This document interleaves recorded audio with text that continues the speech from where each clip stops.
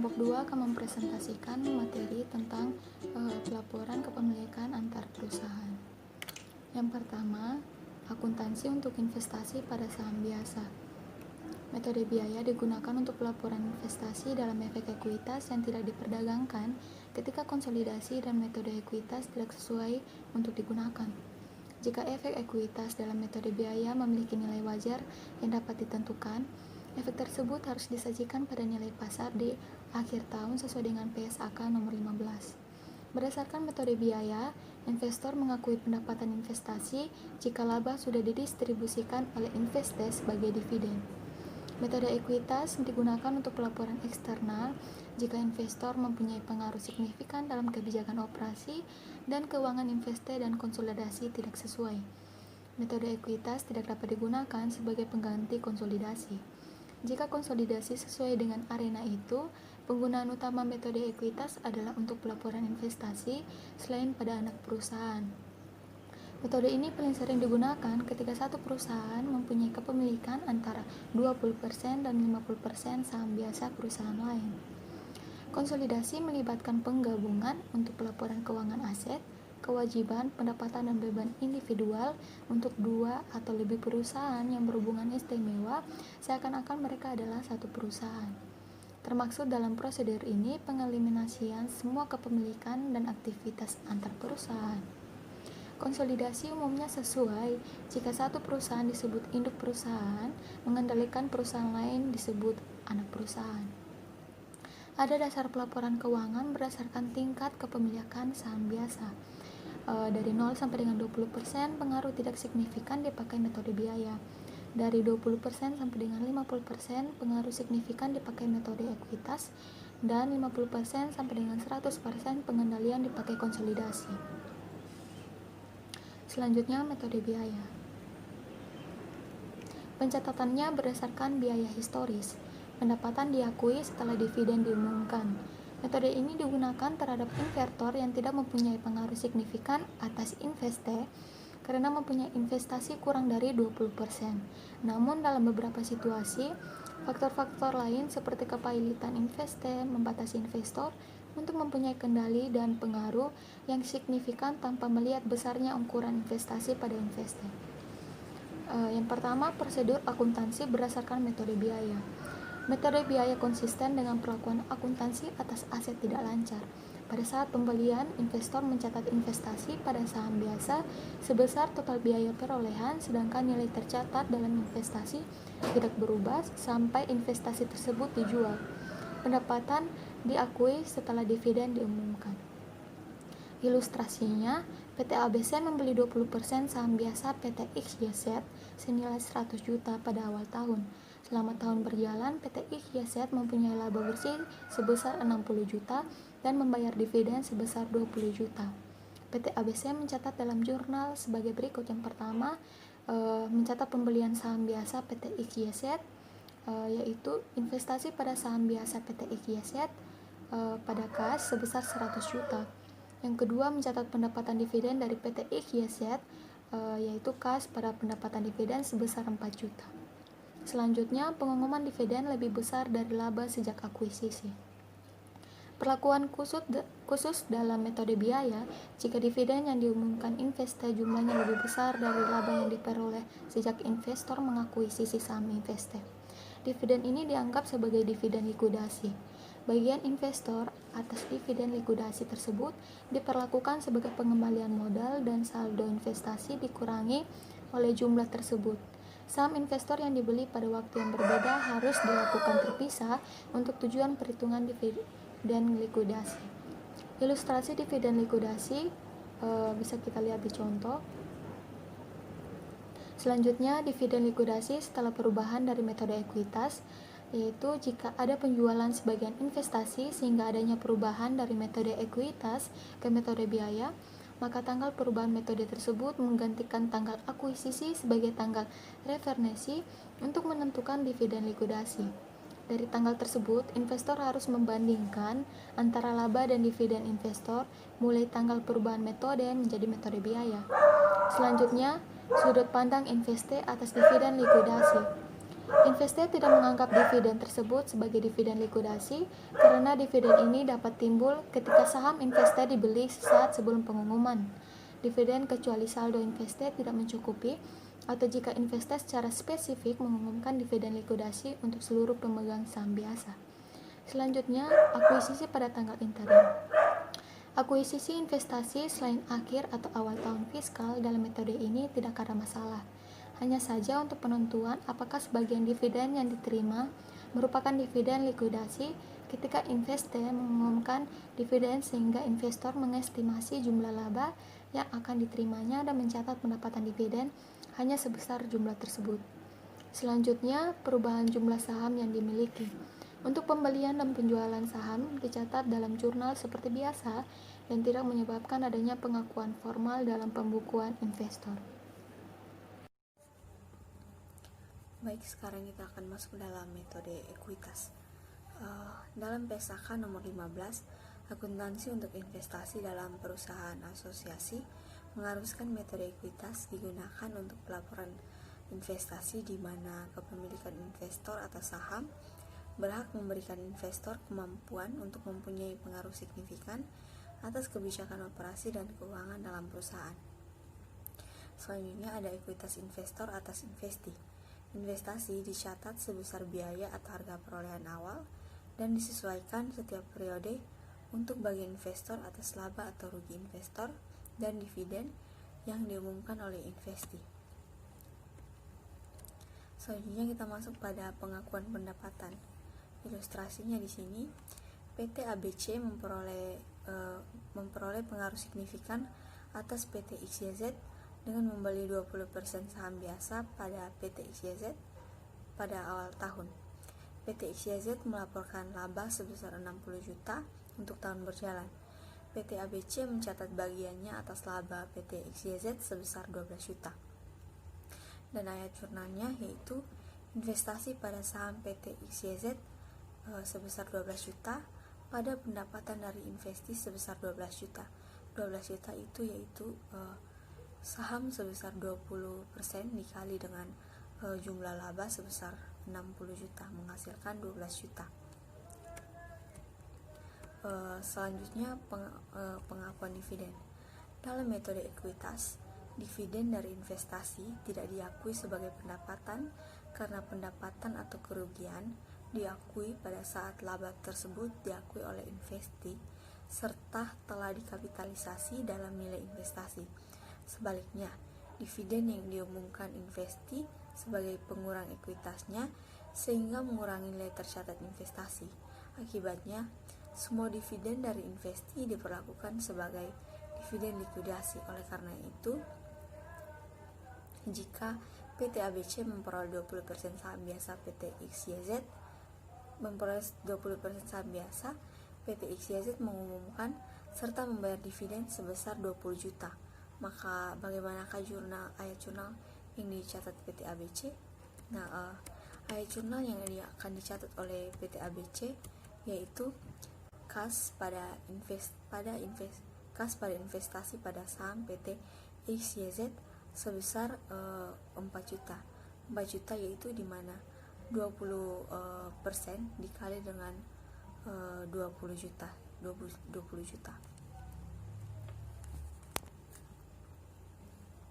Selanjutnya kita masuk pada perubahan jumlah lembar saham yang dimiliki. Perubahan jumlah lembar dalam saham biasa yang dimiliki investor diperlakukan sama dengan metode biaya tidak ada pengakuan formal. Sebaliknya, pembelian dan penjualan saham memerlukan pengakuan formal. Yang pertama, pembelian saham tambahan. Pembelian saham biasa tambahan atas saham biasa yang sudah dimiliki oleh investor pencatatannya sama dengan akuisisi pertama. Investasi baru dan lama pada saham yang sama digabungkan untuk tujuan pelaporan keuangan. Pendapatan yang boleh diakui atas saham baru tersebut hanya boleh diakui oleh investor sejak tanggal akuisisi. Ilustrasinya, PT ABC membeli 20% saham biasa PT XYZ pada tanggal 2 Januari 2011 dan membeli lagi 10% pada tanggal 1 Juli 2011. pembelian saham tersebut dilakukan pada nilai bukunya.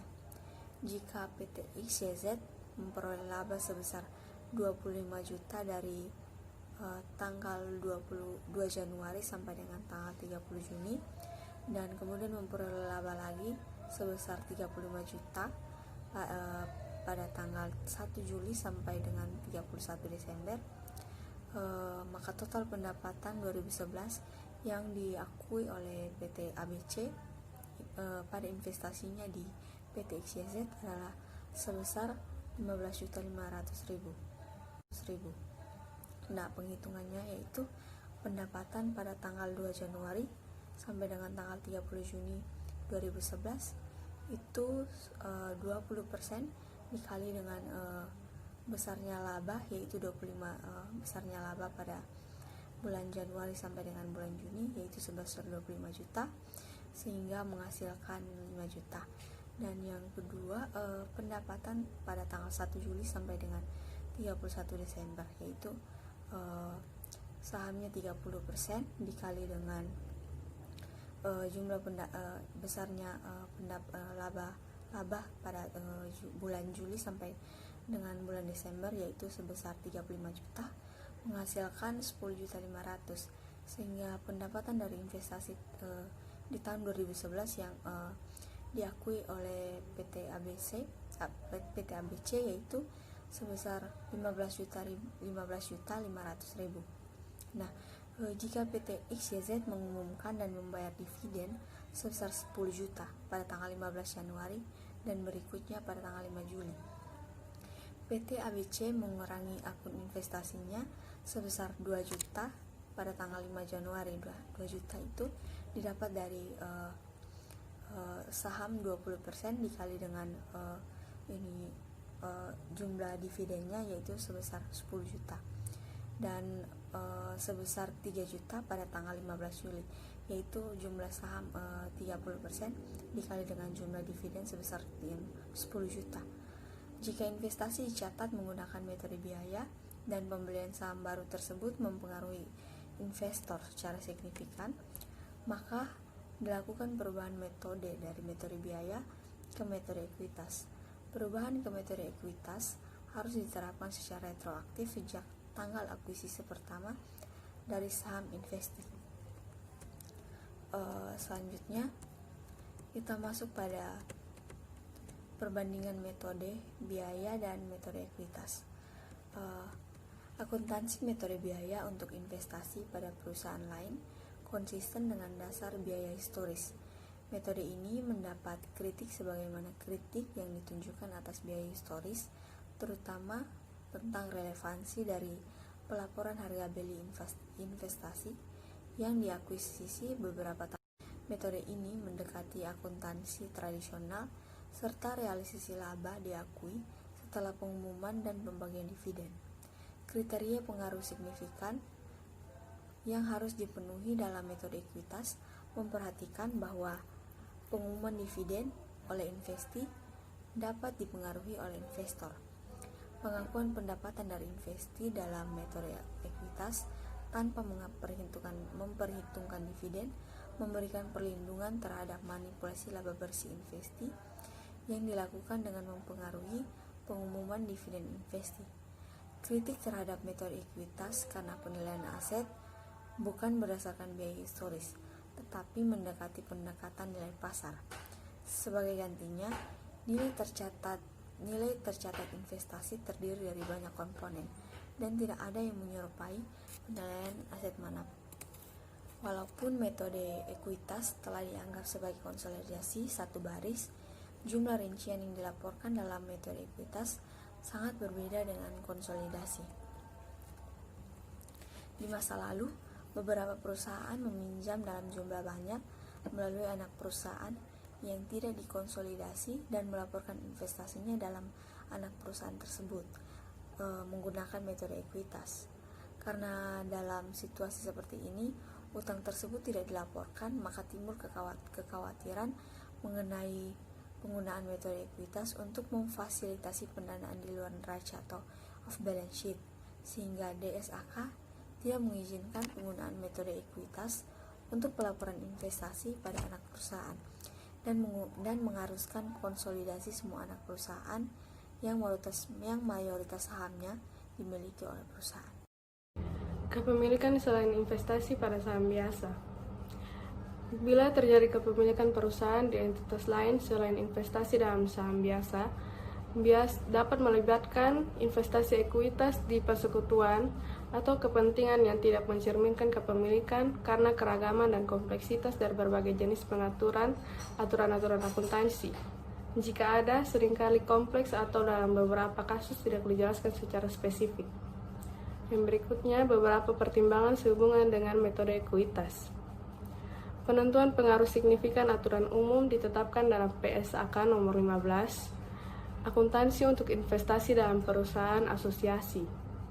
Mengharuskan metode ekuitas digunakan untuk pelaporan investasi di mana kepemilikan investor berhak memberikan suara dalam menentukan kemampuan untuk mempunyai pengaruh signifikan atas kebijakan, operasi, dan keuangan perusahaan.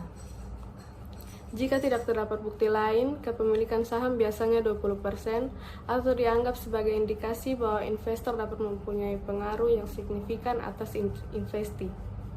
Ada beberapa faktor yang menunjukkan bukti lain mengenai kemampuan untuk mempunyai pengaruh signifikan, yaitu yang pertama, perwakilan dalam dewan direksi, yang kedua, partisipasi dalam pengambilan kebijakan, yang ketiga, transaksi pokok antara perusahaan, yang keempat, pertukaran personel manajerial, yang kelima, ketergantungan teknologi, yang keenam, besaran investasi dalam kaitannya dengan konsentrasi pemegang saham lain. Yang berikutnya, laba antar perusahaan yang belum direalisasi. Metode yang ditetapkan dalam PSAK nomor 15 sering disebut konsolidasi atau satu baris karena yang pertama, laba investor dan ekuitas pemegang saham adalah sama jika investi dikonsolidasikan. Yang kedua, semua penyesuaian metode ekuitas dilakukan melalui akun investasi dan pendapatan investasi yang dilaporkan hanya sebagai satu baris dalam neraca dan satu baris dalam laporan laba rugi. Penyesuaian untuk laba antar perusahaan yang belum direalisasi. Penjualan antar perusahaan biasanya dicatat dalam pembukuan penjual dengan cara yang sama seperti penjual lain termasuk pengakuan laba. Dalam pendekatan satu baris, pendapatan dari investasi yang diakui dan nilai tercatat investasi dikurangi untuk menghilangkan pengaruh laba antar perusahaan yang belum direalisasi. Ilustrasinya yaitu PTP memiliki 40% saham biasa PTL. Selama tahun 2011, PTP menjual persediaan ke PTL senilai 10 juta. Biaya perolehan persediaan tersebut sebesar 7 juta. PTL menjual 1/3 dari persediaan tersebut ke pihak luar selama setahun di tahun 2011 dan 2/3 dari persediaan tersebut masih terdapat di persediaan akhir. Jumlah laba yang belum terrealisasi dihitung total laba antar perusahaan 3 juta, bagian belum terrealisasi 2 juta. PTL melaporkan laba bersih sebesar 60 juta untuk tahun 2011 dan tidak mengumumkan dividen. Jurnal PTP pada akhir tahun 2011 pada 31 Desember 2011 yaitu investasi para PTL di debit 24 juta, pendapatan dari PTL 24 juta di kredit. Aturan tambahan dari PSAK 15, bagian investor atas laba komprehensif lainnya. Yang berikutnya, akuntansi untuk investasi pada anak perusahaan. Perusahaan mempunyai 3 pendekatan yang berbeda dalam penggunaan akuntansi untuk anak perusahaan yang dikonsolidasi. Yang pertama, metode ekuitas disesuaikan penuh. Yang kedua, metode ekuitas versi modifikasi. Dan yang ketiga, metode biaya. Beberapa versi modifikasi dari metode ekuitas sering ditemukan dalam praktik dan semuanya biasa disebut sebagai metode ekuiditas modifikasi. Beberapa perusahaan menerapkan metode ekuitas tanpa membuat penyesuaian. Untuk yang pertama, laba antar perusahaan yang belum direalisasi. Yang kedua, amortisasi diferensial.